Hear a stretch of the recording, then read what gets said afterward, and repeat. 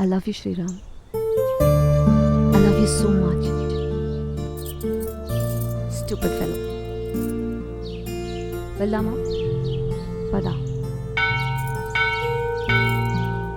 పద.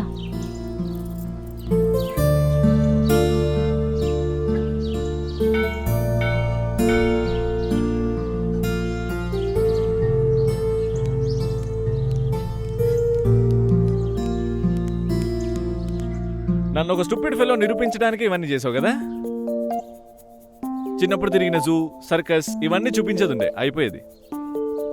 కాదు, బాధ్యతలు పెరుగుతాయనే సాకుతో పెళ్లికి ముందు ఒకలా ఉన్నావని, పెళ్లి తర్వాత ఒకలా ఉన్నావని, నీ పైన కంప్లైంట్స్ చేసే అవకాశం నాకు రాకూడదని, ఎలా ఉన్నా సర్దుకుపోదామని నేను ఇలా.